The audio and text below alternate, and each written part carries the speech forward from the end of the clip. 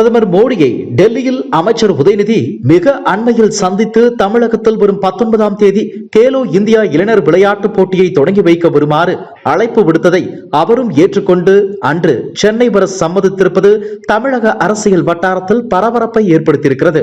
இது ஆளும் கட்சியான திமுகவே கூட எதிர்பார்த்திராத ஒன்று என்கிறார்கள்.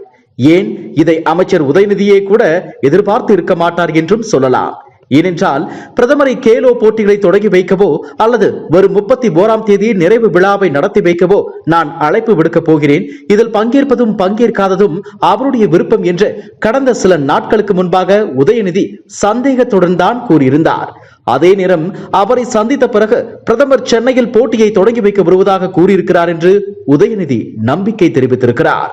5000த்திற்கும் மேற்பட்ட இளம் வீரர்கள் வீராங்கனைகள் பங்கேற்கும் கேலோ இந்தியா போட்டிகள் சென்னை, கோவை, மதுரை, திருச்சி உள்ளிட்ட பல நகரங்களில் நடத்தப்படுகிறது. தமிழக இளைஞர் நலன் மற்றும் விளையாட்டு மேம்பாட்டுத்துறை அமைச்சராக இருப்பதாலும் விரைவில் துணை முதலமைச்சராக வாய்ப்பு தனக்கு வரலாம் என்று கருதியோ என்னவோ உதயநிதி கேலோ விளையாட்டு போட்டியில் மிகுந்த ஆர்வம் காட்டுவதையும் புரிந்து கொள்ள முடிகிறது. இதை தனக்கு கிடைக்கும் அரசியல் ரீதியானதொரு அங்கீகாரமாக கூட அவர் நினைக்க வாய்ப்புள்ளது. அதே நேரம் பிரதமர் மோடியை மட்டுமே சந்தித்து அழைப்பு விடுத்தால் அதன் மீது கடுமையான விமர்சனங்கள் எழும் என்பதை புரிந்து கொண்டு டெல்லியில் காங்கிரஸ் தலைவர்கள் சோனியா, ராகுல் காந்தி ஆகியோரையும் சந்தித்து அவர் அழைப்பு விடுத்திருக்கிறார். ஆனாலும் கூட தமிழகத்தில் திமுக கூட்டணியில் உள்ள கட்சிகளான விசிக, மதிமுக, இந்திய கம்யூனிஸ்ட், மார்க்சிஸ்ட், தமிழக வாழ்வுரிமை கட்சி, கொங்கு நாடு மக்கள் தேசிய கட்சி, முஸ்லிம் லீக், மனிதநேய மக்கள் கட்சிகளிடம் அமைச்சர் உதயநிதி பிரதமர் மோடியை சந்தித்து அழைப்பு விடுத்திருக்க கூடாது. அவர் நாட்டின் தலைவர் என்றாலும் கூட நமது கூட்டணியின் முக்கிய எதிரியாகவும் இருக்கிறார். அவரை எதிர்த்துத்தான் 2024 தேர்தலையே நாம் சந்திக்கிறோம். அதனால் விரைவில் தேர்தல் நடைபெற இருக்கும் சூழலில் தேசிய பாஜகவின் மூத்த தலைவரான அவரை உதயநிதி சந்தித்திருக்கவே கூடாது என்ற முணுமுணுப்பு சத்தம் பலமாக கேட்கிறது. தவிர இந்தியா கூட்டணியில் இடம்பெற்றுள்ள திரிணாமுல் காங்கிரஸ், ஐக்கிய ஜனதா தளம், ராஷ்டிரிய ஜனதா தளம், சமாஜ்வாதி, ஆம் ஆத்மி, ஜார்க்கண்ட் முக்தி மோர்ச்சா கட்சிகளும் திமுக தலைமை மீது கடும் எரிச்சலில் இருப்பதாக தெரிகிறது. விளையாட்டும் அரசியலும் வெவ்வேறானவை என்றாலும் கூட இந்தியா கூட்டணியில் உள்ள பெரும்பாலான கட்சிகள் இதை நாடாளுமன்ற தேர்தலுடன் இணைத்தே பார்க்கின்றன.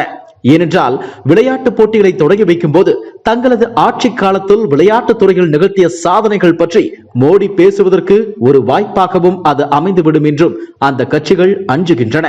அதே போல திமுக கூட்டணியில் இடம் பிடித்துள்ள விடுதலை சிறுத்தைகள் கட்சி, மார்க்சிஸ்ட், இந்திய கம்யூனிஸ்ட் ஆகியவை வேறொரு நிகழ்வையும் சுட்டிக்காட்டுகின்றன.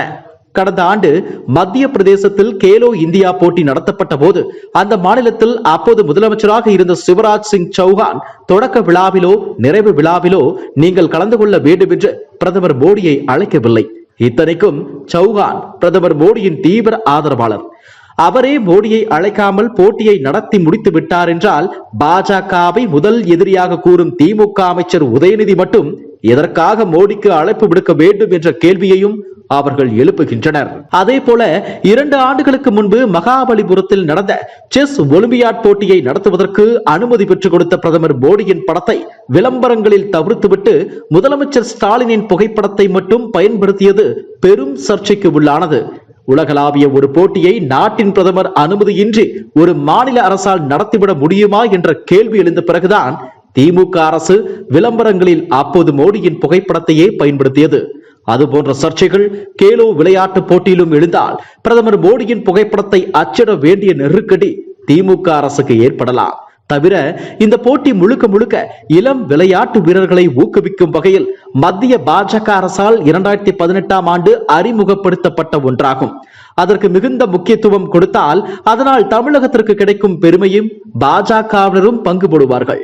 எனவே பிரதமர் மோடியை அழைக்காமலேயே இந்த விளையாட்டு போட்டியை நடத்தி முடித்திருக்கலாம் என்பதும் திமுக கூட்டணி கட்சிகளின் வாதமாக உள்ளது.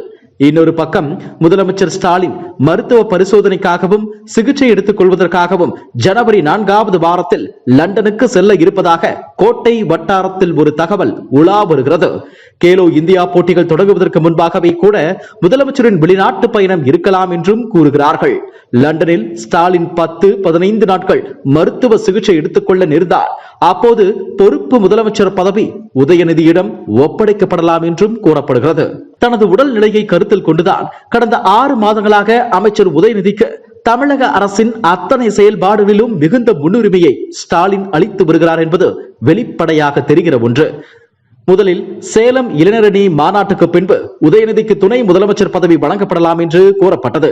ஆனால் அந்த மாநாடு 3 முறை தள்ளி வைக்கப்பட்டு விட்டதாலும் தற்போது முதலமைச்சர் ஸ்டாலின் லண்டன் செல்ல வேண்டிய நிலைமை உருவாகி இருப்பதாலும் நேரடியாகவே பொறுப்பு முதலமைச்சர் பதவியை தற்காலிகமாக அவரிடம் ஒப்படைத்து விடலாம் என்ற முடிவுக்கு திமுக தலைமை வந்திருப்பதாக தெரிகிறது. இதனால் தான் கேலோ இந்தியா போட்டிகளை தொடங்கி வைக்க பிரதமர் மோடிக்கு உதயநிதி நேரில் சென்று அழைப்பு விடுத்ததை திமுக கூட்டணி கட்சிகளால் வெளிப்படையாக விமர்சிக்க முடியவில்லை என்பதும் நிஜம். என்ற போதிலும் இந்தியா கூட்டணியில் உள்ள பிற மாநில கட்சிகள் இதை ஜீரணித்துக் கொண்டதாக தெரியவில்லை.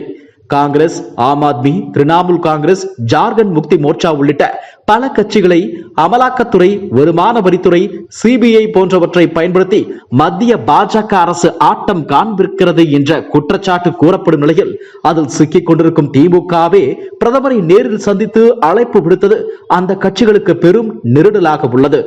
ஒருவேளை நாடாளுமன்ற தேர்தலில் யாருக்கும் முழுமையான வெற்றி கிடைக்காத இழுபறி நிலை ஏற்பட்டு பாஜக மட்டும் தனி பெரும் கட்சியாக 260, 265 எம்பி சீட்டுகளை வென்று அப்போது 15 தொகுதிகளை திமுக கைப்பற்றி இருந்தால் மோடிக்கு ஆதரவான நிலைப்பாட்டை அறிவாலயம் எடுத்துவிடுமோ என்ற கோணத்திலும் இந்தியா கூட்டணி கட்சிகள் இதை பார்க்கின்றன. அதனால்தான் விளையாட்டையும் அரசியலையும் தனித்தனியாக பார்க்காமல் எதிர்க்கட்சிகள் இப்படியெல்லாம் கணக்கு போடும் நிலை வந்துவிட்டது என்றே சொல்ல வேண்டும். இதை திமுக எப்படி சமாளிக்கப் போகிறது என்பதுதான் மிகப்பெரிய கேள்வி. இதுபோன்ற செய்திகளை மேலும் தெரிந்து கொள்ள எங்களது யூடியூப், Facebook மற்றும் Twitter ஆப்களை சப்ஸ்கிரைப் செய்யவும்.